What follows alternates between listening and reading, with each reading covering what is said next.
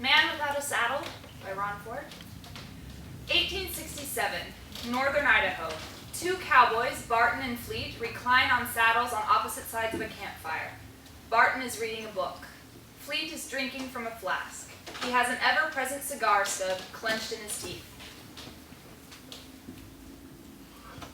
Don't make no sense. It don't take 3 men to drag off one straggler. Fleet, Split the bounty 3 ways? Hell no. pipe down. And a southerner to boot. I heard it before. Well, hear it again? Can't you just let me read? Nope. Why not? 'Cause yonder comes the rebel. Barton rises and slaps the dust off himself. Fleet kicks back on his saddle. Lieutenant Strickland? None of that lieutenant nonsense. War's been over for a long time. I'm Strickland, or Jobert, or Joe. Barton, sir, Jim Barton. No, sirs, neither. You must be Horace Fleet. Must be. Strickland tosses down his saddle, claiming a spot at the fire. The saddle is ornate and unique, with crosses embossed in it. Nice saddle. My father made it for me when I was too small to stay upright in it. I've known no other. A man needs something solid and familiar under him. Makes for a true ride. He always said that. That fact. It is, Fleet. It is. He was a saddle maker? A preacher. Figures. You resent my being here, Fleet? Martin may have been out here near 6 months now with the other scouts, making sure the Shoshone move along to the res. They don't need no extra help. Except with this one Tanupa fella, it seems. We was the only 2 brave enough to volunteer for the job at all. The rest of the scouts was yella. Why yelling? Tanupa's a shaman, sir. I mean, Joe.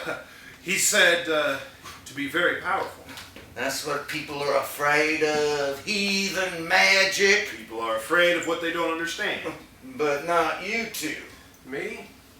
I'd as soon blast him into Kingdom Come, toss his carcass onto the res and be done with it. But Barton called me out on that. Told the major about back at Sandpoint, and we're told we have to wait for you. That ain't how to keep a treaty, and you know it. We're supposed to serve him tea? They said you was hot-tempered, Fleet. He's half-mile away down that hill. Just sits there refusing to leave that big rock with Injun markings all over it. Sitting there like a damn fool day and night. Guarding a rock. Why should I give a spit for him? Because the Shoshone do. And keeping them happy is important for peace. Government wants him on the reservation with his blood brothers. But it wants him there upright and walking around. Hog-tie the savage then. Drag him west, writhing in a sack. With 3 of us should be easy. No. He's their preacher. A man of faith. The painted rocks are sacred to him. I can understand that, Moses. but I can't respect it. His faith is built on false idols and heathen yarns.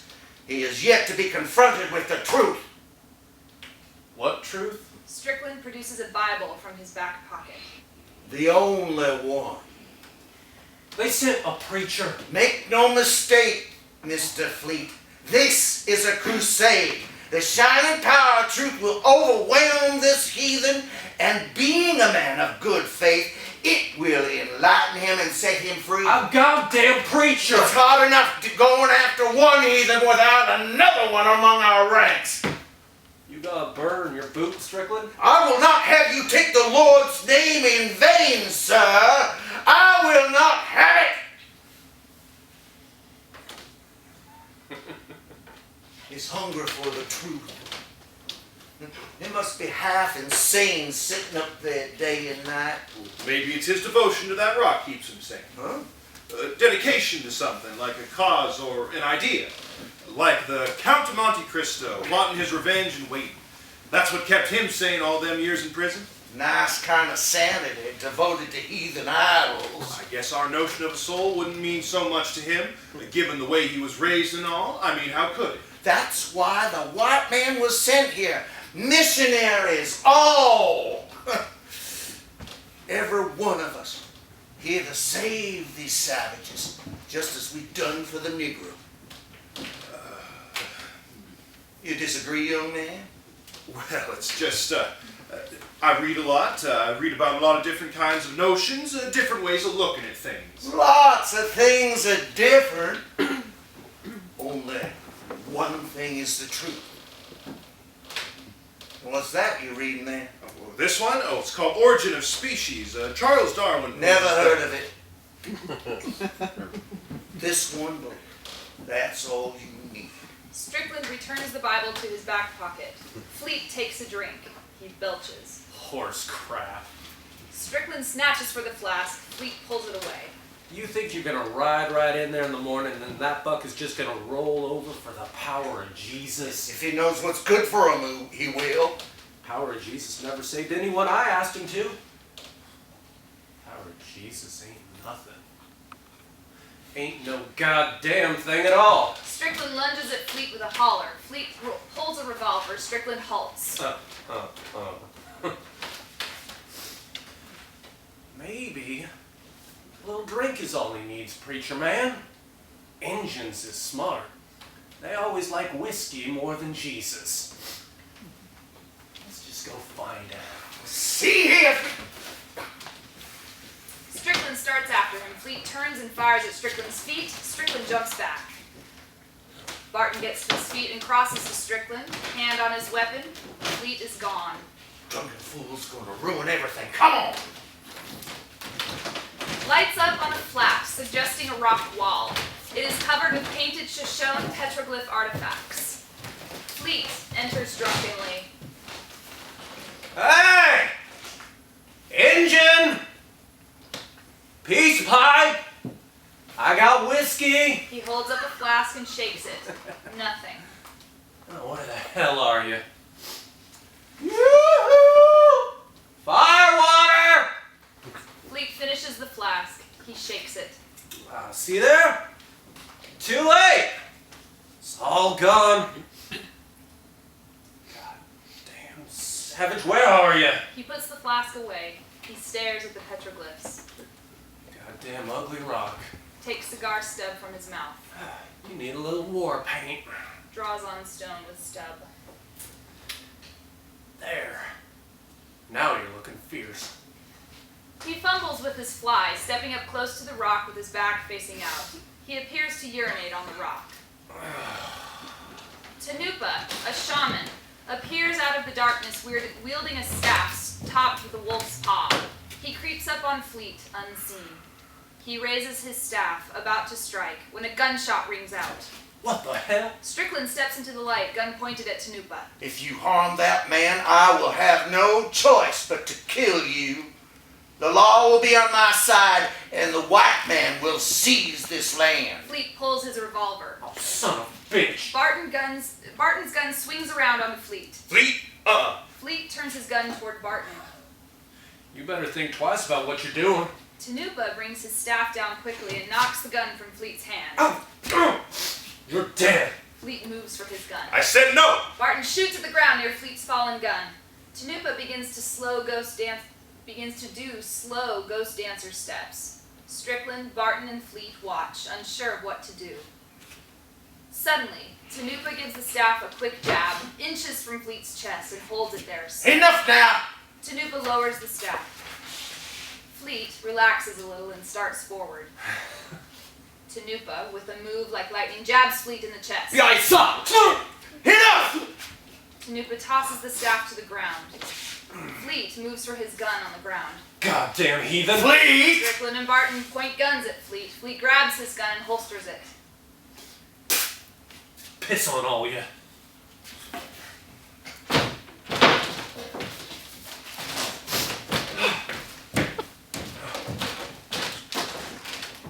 I'm sorry for my man's behavior. There is no excuse for it. It's not the way a civilized man. But this other matter concerning the land remains unsettled. We will be back in the morning. Strickland turns and walks away.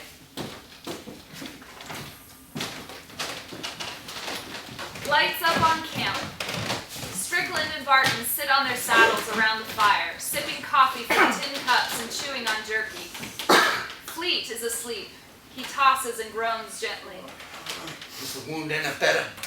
Barton crosses to Fleet and kneels. He lifts Fleet's blanket and undoes his shirt enough to expose a bandage that is wrapped around his chest. It looks black and infected around the wound. Easy now. Easy. What the? It's all right. You're at camp. What happened? Got ill during the night. Probably the whiskey. Oh, hell with that. I can hold my liquor. Last I'm cold. night you were burning up. Well, now I'm cold. It's got to be 70 degrees out already. Anybody ask you, Strickland? Here! Barton grabs his own blanket and puts it over Fleet. That better? Fleet curls up again. We both thinking the same thing. What? That this was Tanupa's doing? You think he's cursed? I was thinking more poisons or an infection, maybe. Oh. That would make this a whole different type of legal matter. Especially if it's intentional. We need to take that staff of his with us when we go, so it can be examined. Agreed. No, the day's not getting any longer. Let's feed the horses and take us a hike. All right? They both gather up their weapons and move off into the dark. Fleet sits up, shivering. He tries to rise and finds it too difficult. He sits back with a groan. He can't reach any firewood, so he crawls a few feet to Strickland's saddle. With great effort, he pushes it into the firing, then returns to his bedroll.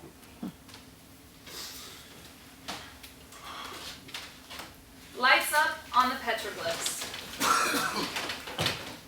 Strickland and Barton enter, both carrying guns. Tanupa! Tanupa! We're back, Tanupa! Tanupa appears from behind the petroglyph rock, holding a clay cup. He raises it in cupped palms to breast level as if in offering. Strickland reaches for the cup.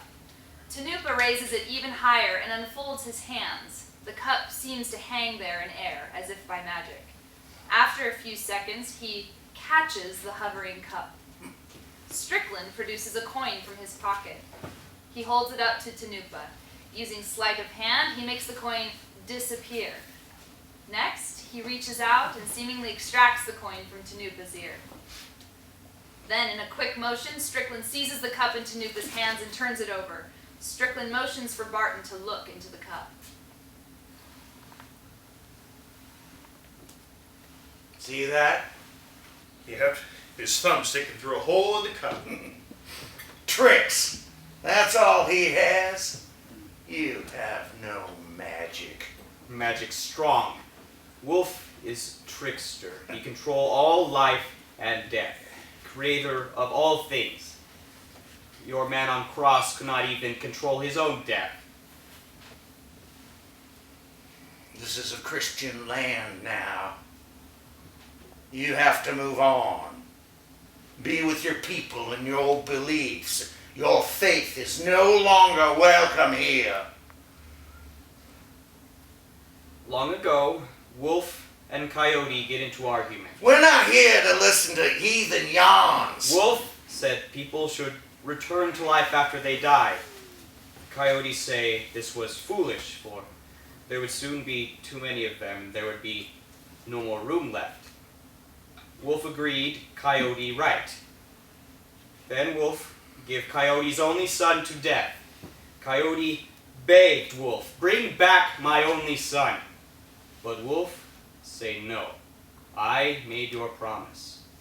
Now when men die, they must stay forever dead. Is that the end? I don't understand. So Wolf give us forever death. Now still too many people. Wolf want more room. You know why we're here. Enough of your mumbo jumbo. That man you struck yesterday would as soon shoot you and leave you for the wolves and coyotes. Many others feel the same as he. I'm trying to reason with you. One man of faith to another. But you leave me few options if you will not speak. Man not with you. Man sick. Yes. Do you know something about that? All men get sickness in their time. They do. But if he dies of this sickness, all options will be off the table. Oh, mercy. You do understand that? Man will die. You should go to him now. You better be bluffing like your cup trick. You will see us soon. Mark my words on that.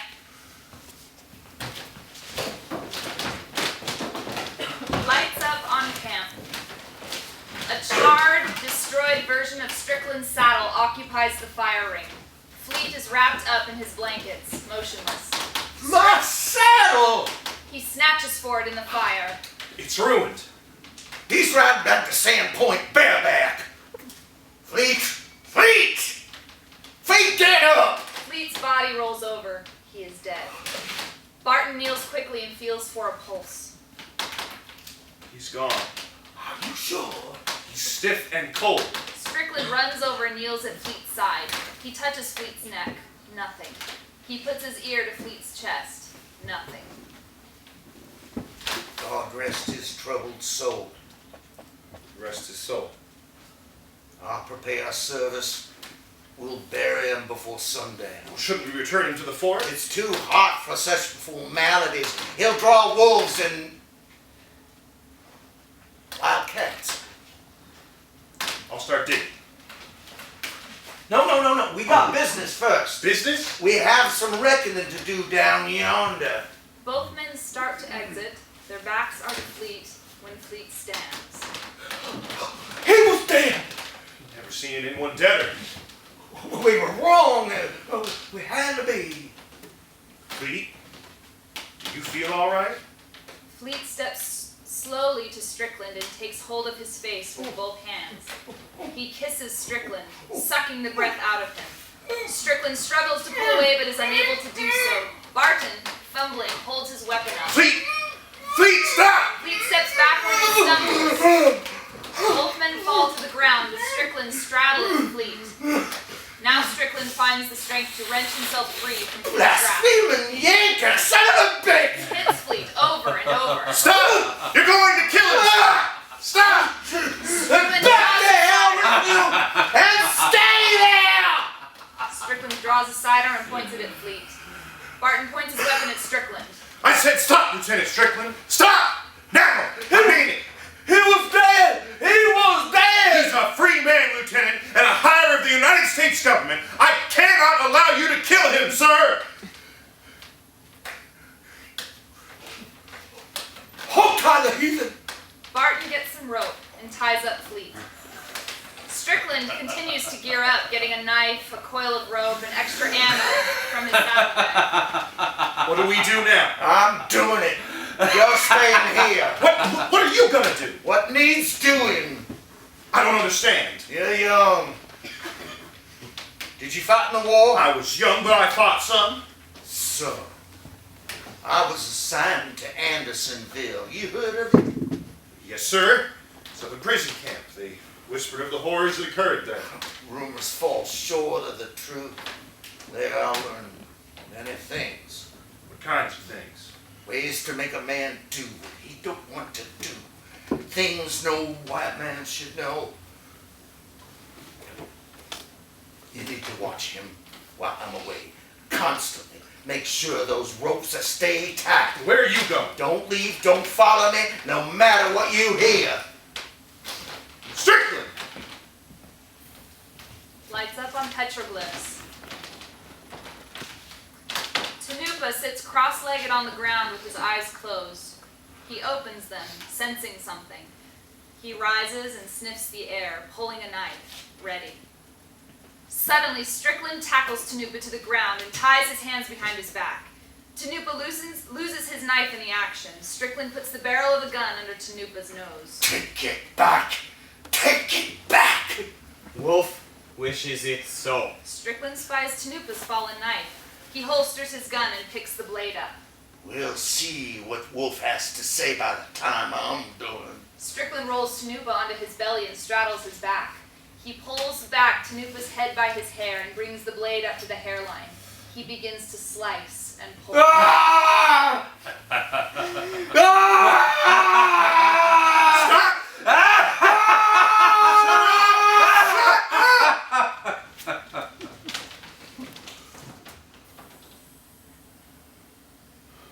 Lights up on camp. The next morning, Tanupa staggers in, his face streaked with blood. Part of his scalp has been removed. His hands are still bound. Strickland enters, carrying the staff and pointing his pistol at the shaman's back. What have you done? Strickland cuts the ropes binding Tanupa's wrists and pushes him toward Fleet.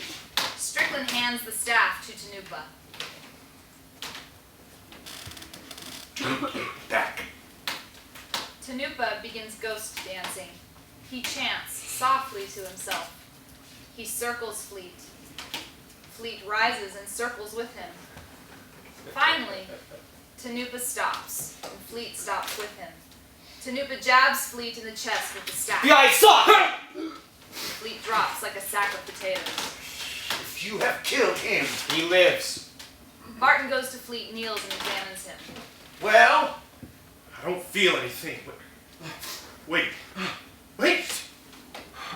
Fleet! Fleet! Do you feel all right? What? What happened? never mind that. How do you feel? Feel? Yeah, feel. You understand the question? I don't know. I just woke up. I'm not. Hell, you're standing not 20 seconds ago. I was? Do you feel ill? No. Not ill. Different. Different? How different? Freak!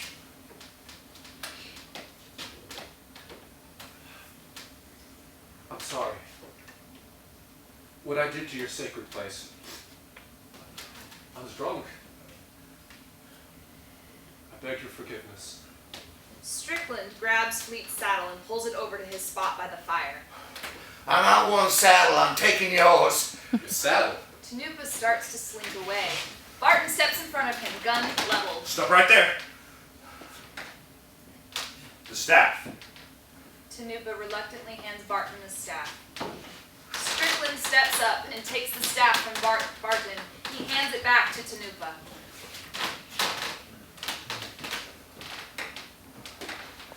You got any more? Get out of my sight! Leave him be! You got any more of that whiskey? Oh, another bottle in the saddlebag. I'm taking that too. Go ahead. I don't even want to look at it. Strickland finds the bottle, sits on his new saddle, and starts to drink. Strickland takes the Bible out of his back pocket. He looks at it like he's never seen it before. What happened? What are you going on about? Oh, I don't understand. What happened to Fleet? To you? Save it! Strickland tosses the Bible into the fire pit. Pack up! We got a lot of miles under us to get under us before nightfall. We're heading back? You deaf, son? No, sir, but Tanupa, the Indian Never girl. mind that. It's handled. No disrespect, sir, but I just don't see how it Did you hear what I said? Pack up and stop bending my goddamn ear! Lights up on petroglyphs. 6 months later, Strickland staggers in drunkenly, sipping from a flask.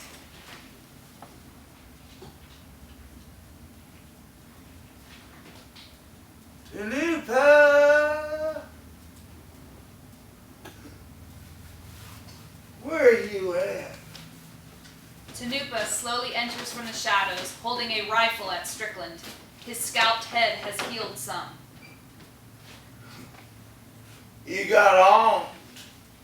Smart. Bet you thought you'd never see me again. Been away for a while. Miss me? Strickland takes a step toward Tanupa. Tanupa pulls the hammer back on his rifle. I took a claim out on this land. It don't belong to the government no more.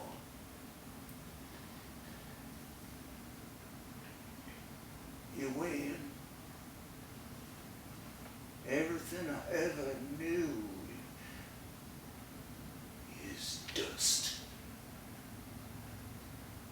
Don't belong to the government no more. Your magic is stronger than mine. Strickland makes a sudden move, seemingly reaching for his sidearm. Tanupa fires. Strickland falls back onto the ground. He pulls a piece of paper out of his hip pocket and holds it out. His claim. I made it out to you.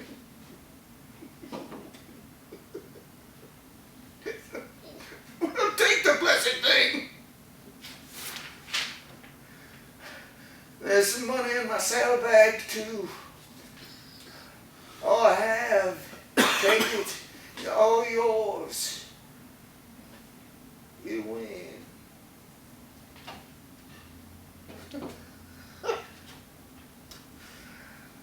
I'll give Wolf a big old kiss for you.